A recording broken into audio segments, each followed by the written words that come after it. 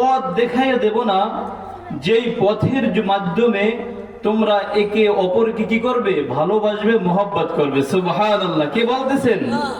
কে বলতেছেন? আল্লাহর নবী বলতেছেন। সেটা হচ্ছে কি, তোমরা একে অপরকে সালাম আদান প্রদান করো। সুবহানাল্লাহ, সুবহানাল্লাহ। তাহলে কি হয়ে যাবে? একে অপরের ভিতরে মহব্বত সৃষ্টি হয়ে যাবে। আর মহব্বত সৃষ্টি হওয়ার কারণে আমি তোমাদেরকে মুমিন বান্দা হিসেবে বলে গণ্য করে দেব। সুবহানাল্লাহ। সবাই খুশি না বেজার? খুশি না বেজার? তাহলে আমরা সালাম দেব তো ইনশাআল্লাহ। তাহলে আমি আরেকবার সালাম দেই। আসসালামু আলাইকুম ওয়া রাহমাতুল্লাহ। আলহামদুলিল্লাহ। ইন্নাল হামদালিল্লাহি নাহমাদুহু ওয়া নাস্তাঈনুহু ওয়া নাস্তাগফিরুহু ওয়া নু'মিনু বিহি ওয়া নাতাওয়াক্কালু আলাইহি ওয়া নাউযু বিল্লাহি মিন শুরুরি আনফুসিনা ওয়া মিন সাইয়্যাতি আমালিনা। মান ইয়াহদিল্লাহু ফালা মুদিল্লা লাহু ওয়া মান ইউদ্লিলহু ফালা হাদিয়া লাহু ওয়া নাশহাদু আন লা ইলাহা ইল্লাল্লাহু ওয়া আন্না মুহাম্মাদান আবদুহু ওয়া রাসূলুহু أرسله بالحق بشيرا ونذيرا وداعيا إلى الله بإذنه وسراجا منيرا. أما بعد فقد قال الله سبحانه وتعالى. সবাই বলি আউযু বিল্লাহি মিনাশ শাইতানির রাজীম। বিসমিল্লাহির রাহমানির রাহিম। ইন্নামাল মুমিনুনা আল্লাযীনা ইযা যুকিরাল্লাহু ওয়াজিলাত কুলুবুহুম ওয়া ইযা তুলিয়াত আলাইহিম আয়াতুহু যাদাতুহুম ঈমানা ওয়া আলা রাব্বিহিম يتوكلون. الذين يقيمون الصلاة ومما رزقناهم ينفقون. أولئك هم المؤمنون حقا لهم درجات عند ربهم ومغفرة ورزق كريم. وقال تعالى إن الله وملائكته يصلون على النبي يا أيها الذين آمنوا صلوا عليه وسلموا تسليما. اللهم صل على سيدنا مولانا محمد وعلى آل سيدنا مولانا محمد. কবরের কবর তোমার মৃত্যু আশা কামনা কপনের কপর তয়ার তোমার মৃত্যু আশা কামনা ধনী বলো গরিব বলো अजरल कौके सरबना अल्लाहुम्मा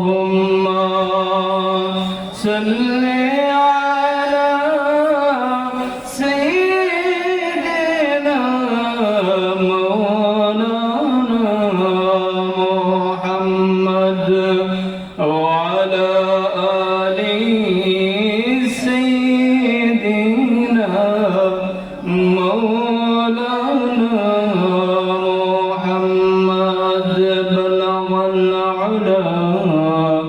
بكماله كشف الدجى بجماله حسنت جميع خصاله صلوا عليه وآله لا إله إلا الله لا إله إلا الله لا إله إلا الله لا إله إلا الله محمد رسول الله সবাই বলি সাল্লাল্লাহু আলাইহি ওয়াসাল্লাম। মুআজ্জাজ মুহতারাম সম্মানিত মুসল্লিয়ানে কিরাম, আল্লাহ পাকের দরবারে লাখ কোটি শুকর ও সুজুদ যে আল্লাহ সুবহানাহু ওয়া তাআলা আমাদেরকে হিজলা দক্ষিণ পাড়া জামে মসজিদের উদ্যোগে দ্বিতীয় বার্ষিক মাহফিল, দ্বিতীয় বার্ষিক তাফসীরুল কুরআন মাহফিল, এই মাহফিলের আমাদেরকে অসংখ্য অগণিত বান্দাদের থেকে বেছে বেছে আল্লাহ রাব্বুল আলামিন ভালোবেসে পছন্দ করে তার এই কোরআন এবং হাদিসের আলোচনা, গুরুত্বপূর্ণ আলোচনা শোনার জন্য আমাদেরকে আসার মতো তৌফিক দিয়েছেন। এই জন্য সবাই খুশি না বেজার? এই জন্য অন্তরস্থ থেকে ইমানি শক্তিতে বলিয়ান হয়ে একবার জোরে সোরে বলি আলহামদুলিল্লাহ। আজকের মাহফিলের প্রধান মুফাসসির, আজকে মাহফিলের প্রধান আকর্ষণ জনাব হযরত মাওলানা মোহাম্মদ সিরাজুল মনির, খতিব পুকুরপাড় জামে মসজিদ, জিরাব সাভার, ঢাকা। আজকের মাহফিলে আরো ওয়াজ নসিহত পেশ করবেন, তাফসীর পেশ করবেন আলহাজ হযরত মাওলানা সৈয়দ মুহাম্মদুল্লাহ দামাত বরকাতুহুল আলিয়া, খতিব বাইতুল লতিফ জামে মসজিদ। হুজুর আমাদের সম্মানিত উস্তাদ, যার তত্ত্বাবধানে, যার উদ্যোগে এই মাহফিল, ঠিক কিনা? আমরা হযরতের জন্য দোয়া করি, আল্লাহ রাব্বুল আলামিন হযরতকে তার নেক হায়াত দান করুক। সবাই বলি আমিন। সম্মানিত উপস্থিতি, আজকের মাহফিলে বিশেষ অতিথি হিসাবে ওয়াজ করবেন হিজলা মোল্লাবাড়ি মসজিদের সম্মানিত ইমাম ও খতিব হাফেজ মাওলানা মোহাম্মদ মিজানুর রহমান সাদি সাহেব। সম্মানিত উপস্থিতি, যারাই আলোচনা করবেন আল্লাহ রাব্বুল আলামিন তাদেরকে কোরআন এবং হাদিসের আলোকে গুরুত্বপূর্ণ নসিহত পেশ করার তৌফিক দান করুক, সবাই বলি আমিন। সম্মানিত উপস্থিতি, আমরা এই মাহফিলে আসতে পেরে খুশি না বেজার? এটা দেখতেছি একটা রাস্তার ভিতরে, ঠিক কিনা? মসজিদের সামনে রাস্তার ভিতরে আসলে এটা আসলে রাস্তা দেখতেছি। আল্লাহর নবী কি বলতেছেন শুনবেন তো সবাই সুন্দরভাবে। আল্লাহর নবী বিশ্ব নবী জনাবে মুহাম্মদুর রাসূলুল্লাহ, সবাই বলি সাল্লাল্লাহু আলাইহি ওয়াসাল্লাম, তিনি বলেন লা ইয়াকুদু কওমুন ইয়াযকুরুনাল্লাহা আযযা ওয়া জাল্লা ইল্লা হাফাতুহুমুল মালায়েকা ওয়া গাশিয়াতুহুমুর রাহমাতু ওয়া নাযালাত আলাইহিমুস সাকিনাহ ওয়া যাকারাহুমুল্লাহু ফী মান ইনদা। আল্লাহর নবী বিশ্ব নবী জনাবে মুহাম্মদুর রাসূলুল্লাহ, সবাই বলি সাল্লাল্লাহু আলাইহি ওয়াসাল্লাম বলেন, দুনিয়ার জমিনে যেখানে বসে আল্লাহ এবং আল্লাহর রাসূলের কথা বলা হয়, আল্লাহ তাআলার বরত্বের কথা প্রকাশ করা হয়, আল্লাহ এবং আল্লাহর রাসূলের গুণকীর্তন করা হয়, ওটা সাধারণ কোনো জায়গা থাকে না, ওটা আল্লাহ তাআলার পক্ষ থেকে জান্নাতের বাগান হয়ে যায়। সুবহানাল্লাহ, সুবহানাল্লাহ। তাহলে আমরা দেখতেছি অল্প সংখ্যক লোক, আসলে আমরা যে কয়জন মানুষ এ জায়গায় উপস্থিত হয়েছি, আসলে আমরা স্বাভাবিকভাবে কোনো জায়গায় নয়, এটা কোথায় রয়েছি? জান্নাতের বাগানে এসে পৌঁছেছি, ঠিক কিনা? জান্নাতের বাগানের ভিতরে রয়েছি। জান্নাতের বাগানে যতক্ষণ পর্যন্ত আমরা থাকবো, অতক্ষণ পর্যন্ত আমাদের কোনো গুনাহ হবে খুশি না বেজার? কিন্তু যারা এখনো আসতে পারে নাই, আল্লাহ রাব্বুল আলামিন তাদেরকে আসার মতো তৌফিক দান করুক, সবাই বলি আমিন। আল্লাহর নবী বলেন ইল্লা হাফাতুহুমুল মালায়েকা, এই বাগানটা এমন একটি জান্নাতের বাগান, এই বাগানের চতুর্দিক থেকে ফেরেশতারা বাগানটাকে বেষ্টন করে রাখে, সুবহানাল্লাহ, যাতে করে আমার বান্দার উপর কোন প্রকার বিপদ আপদ বালা মুসিবত না আসতে পারে। সুবহানাল্লাহ, সুবহানাল্লাহ। ইল্লা হাফাতুহুমুল মালায়েকা ওয়া গাশিয়াতুহুমুর রাহমা, আল্লাহর নবী বলেন তাদের উপর আল্লাহ রাব্বুল আলামিনের পক্ষ থেকে সকিনা নাযিল হতে থাকে। সুবহানাল্লাহ, সুবহানাল্লাহ। শুধু তাই না, আল্লাহর নবী আরো বলেন আল্লাহ রাব্বুল আলামিন ওই বান্দাদের উপর আল্লাহ রাব্বুল আলামিনের প্রশান্তি ঢেলে দেন এবং তাদের আলোচনা আল্লাহ রাব্বুল আলামিন ফেরেশতাদেরকে নিয়ে করেন। সুবহানাল্লাহ। আল্লাহ রাব্বুল আলামিন ফেরেশতাদেরকে বলতে থাকে, এ ফেরেশতারা, আমার বান্দারা ওখানে কি করতেছে? আল্লাহ তাআলা জানে কি জানে না বলেন? আল্লাহ তোমার বরত্ব প্রকাশ করতেছে, তোমার বান্দারা তোমার বরত্ব প্রকাশ করতেছে, তোমাকে পাওয়ার জন্য কাজকর্ম সব পরিত্যাগ করে, কাজকর্ম পরিহার করে তোমাকে পাওয়ার জন্য হিজলা দক্ষিণ পাড়া জামের মসজিদে তারা জান্নাতের বাগানে বসে আছে, আপনার বরত্ব প্রকাশ করার জন্য, আপনাকে পাওয়ার জন্য। আল্লাহু আকবার। আল্লাহ রাব্বুল আলামিন ফেরেশতাদেরকে ডাক দিয়ে থাকেন, হে ফেরেশতারা, আমার বান্দা আমাকে পাওয়ার জন্য, আমার জান্নাত পাওয়ার জন্য, আমাকে পাওয়ার জন্য তারা সবকিছু পরিহার করে চলে আসছে। আমার বান্দা কি আমাকে দেখেছে, আমার জান্নাত দেখেছে। আল্লাহু আকবার।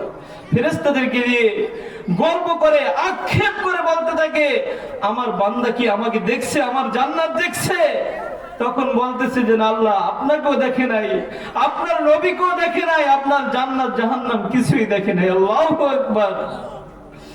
বলেন আমার জান্নাত দেখে নাই, জাহান্নাম দেখে নাই, আমাকে দেখে নাই, তারপর আমার পাওয়ার জন্য, আমাকে পাওয়ার জন্য জাহান্নামের ভয়ে আমার নিকটে সে ক্রন্দন করতেছে।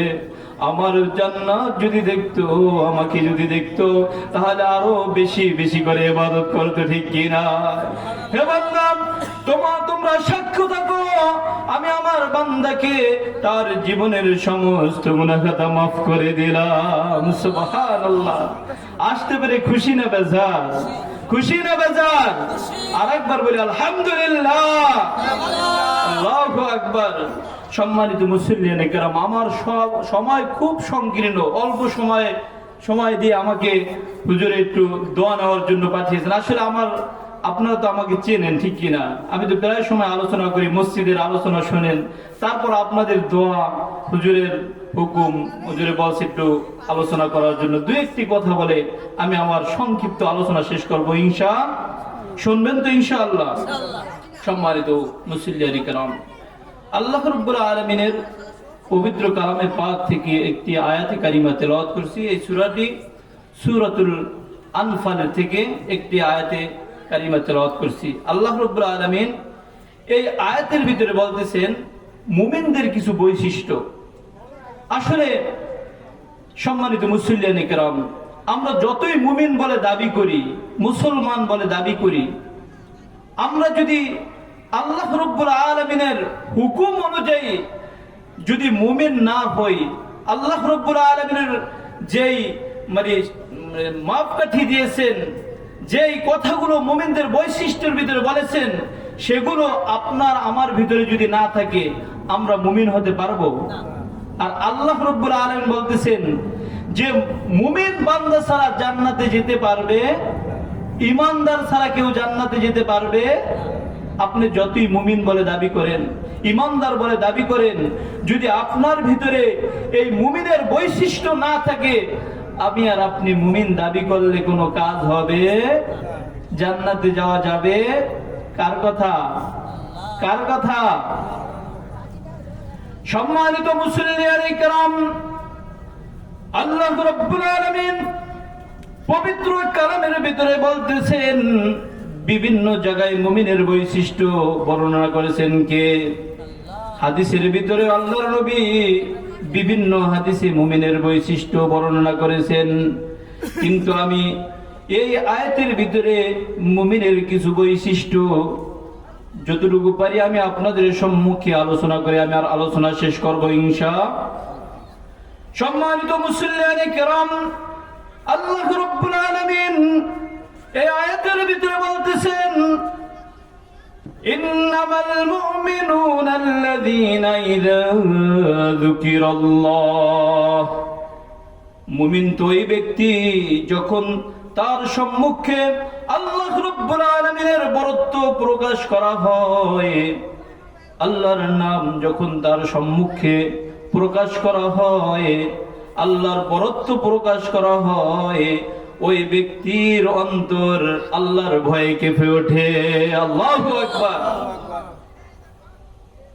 যদি আমি আর আপনি যদি মুমিন বলে দাবি করি, আর আল্লাহ রাব্বুল আলামিনের বরত্বর কথা, আল্লাহ রাব্বুল আলামিনের গুণকীর্তন যখন আপনার সম্মুখে করা হবে, আল্লাহর নাম যখন স্মরণ হবে, আপনার আমার ভিতরে যদি ভয়, আল্লাহর ভয়ে আমার ভিতরে যদি কম্পন সৃষ্টি না হয়, তাহলে বুঝতে হবে আমি পরিপূর্ণভাবে মুমিন হতে পারি। আজকে দেখেন আমাদের সম্মুখে আযান দেওয়া হয়, আমাদের সম্মুখে এই তাফসিরুল কোরআন মাহফিল আজকে চলতেছে, আমরা ঘরে বসে বসে বিভিন্ন আড্ডায় নিয়োজিত রয়েছি, ঠিক কিনা? আবার দোকান পাট এদিক সেদিক ঘোরাফেরা করতেছি। তাহলে আমি যদি মুমিন হয়ে থাকি, তাহলে আল্লাহ তাআলার গুণকীর্তন যে জায়গায় করা হবে, আল্লাহ তাআলার গুরুত্ব বরত্ব যখন বর্ণনা করা হবে, আমার সে জায়গায় যাওয়ার দরকার আছে কি নাই? আছে কি নাই? আর যদি আমি মুমিন বলে দাবি করি, আর আমার ভিতরে যদি নামাজ না থাকে, আযান শূন্য যদি ঘরের ভিতরে বসে থাকি, তাহলে এটা আসলে মুমিনের বৈশিষ্ট্য হতে পারে? এই জন্য আল্লাহ রাব্বুল আলামিন বলতেছেন, ইযা যুকিরাল্লাহ, আল্লাহর নাম যখন তার সম্মুখে স্মরণ হবে, তার অন্তরটা ভয়ে কম্পন সৃষ্টি হয়ে যাবে। এই আয়াতটার তাফসীরে অন্য আয়াতের ভিতরে আল্লাহ রাব্বুল আলামিন বলতেছেন, ওয়াল্লাযীনা ইযা ফাআলু ফাহিশাতান আও যালামু আনফুসাহুম যাকারুল্লাহা ফাস্তাগফিরু লিযুনুবিহিম ওয়া মান ইয়াগফিরুয যুনুবা ইল্লাল্লাহ। আল্লাহু আকবার বলি। আল্লাহ রাব্বুল আলামিন বলেন, ওয়াল্লাযীনা ইযা ফাআলু ফাহিশাতান আও যালামু আনফুসাহুম, যখন কোন আল্লাহ রাব্বুল আলামিনের নাফরমানির কোন কাজ হয়ে যাবে, যখন স্মরণ হয়ে যাবে আসলে আমার এটা ভুল হয়ে গেছে, আমার তো উচিত ছিল নামাজ পড়া, আমার উচিত ছিল ঠিকভাবে জিন্দেগি পরিচালিত করা, আল্লাহ রাব্বুল আলামিনের হুকুম অনুযায়ী জিন্দেগি পরিচালিত করা, কিন্তু আল্লাহ রাব্বুল আলামিনের নাফরমানি আমার দ্বারা হয়ে গেছে, আল্লাহ আপনি আমাকে মাফ করে দেন। যখন আল্লাহ রাব্বুল আলামিনের কথা স্মরণ হবে, আল্লাহ রাব্বুল আলামিনের আযাব এবং গজব আমি সহ্য করতে পারবো না, কারণ জাহান্নাম এমন এক ভয়ঙ্কর জায়গা, ওই জাহান্নাম মুরিদদের জন্য আমি সহ্য করতে পারবো না গো আল্লাহ, আপনি আমাকে মাফ করে দেন, আপনি ছাড়া আমার মাফ করার দ্বিতীয় কোনো মাবুদ নাই। আল্লাহু আকবার। যখন বান্দা আল্লাহ রাব্বুল আলামিনের কথা স্মরণ হবে, যখন আল্লাহ রাব্বুল আলামিনের কাছে মাফ চাবে, এরকম মাহফিলে এসে মজমায় এসে আল্লাহ রাব্বুল আলামিনের কোরআনের তাফসীর শুনবে, আর আল্লাহর কাছে আল্লাহ রাব্বুল আলামিনের বরত্বর কথা প্রকাশ করে আল্লাহ রাব্বুল আলামিনের কাছে অনুনয় বিনয় করে মাফ চাবে, আল্লাহ রাব্বুল আলামিন ওই বান্দাকে মাফ করে দেবে। সুবহানাল্লাহ। শুধু তাই না, আল্লাহ রাব্বুল আলামিন বলতেছেন, নিজেদের প্রতি জুলুম করবে না, যখনই নিজেদের প্রতি জুলুম করবে, যাকারুল্লাহ ফাস্তাগফিরু লিযুনুবিহিম ইল্লাল্লাহ। কার কাছে তাওবা করবে? তাওবা করবে কার কাছে? আমরা তাওবা করি তো ইনশাআল্লাহ। যদি তাওবা করেন, আপনার যদি তাওবা করার মন মানসিকতা থাকে, তাহলে বুঝতে হবে আমার ভিতরে ঈমান আছে, ঠিক কি না? আর যদি আপনি গুনাহ করেন, অপরাধ করেন, এটা অপরাধ করছি তাতে কি হয়েছে, আল্লাহ মাফ করে দেবে, নাউজুবিল্লাহ। মাফটা এত সহজ। আল্লাহ রাব্বুল আলামিন কিন্তু অনেক দয়া করে মায়া করে আপনাকে আমাকে বানিয়েছেন, ঠিক কি না? জাহান্নামে দেওয়ার জন্য কিন্তু বানায় নাই, কিন্তু আমাদের খাসিয়াতের কারণে, আমাদের চল চলা এবং কথাবার্তার কারণে আমাদের যদি জাহান্নামে যেতে হয়, তাহলে আল্লাহ রাব্বুল আলামিনকে দোষারোপ করা যাবে? সম্মানিত মুসলিয়ান ইকরাম, তাহলে যখন গুনার কাজ আমাদের সম্মুখে সংগঠিত হয়ে যাবে, যে কোনো অপরাধের কারণে হোক, শয়তানের ধোঁকায় হোক, নফসের কুমন্ত্রণায় হোক না কেন, প্রকাশ্যে গোপনে যখন গুনার কাজ করব, পৃথিবীর কেউ না দেখলেও দেখেন কে? কে দেখেন? যখন আপনার আমার ভিতরে এরকম ভয় থাকবে, যখন আল্লাহর কাছে আমরা ক্ষমা চাবো, তাওবা করব, আল্লাহ রাব্বুল আলামিন আমাদের জীবনের সমস্ত গুনাহ মাফ করে দিবেন। আল্লাহু আকবার।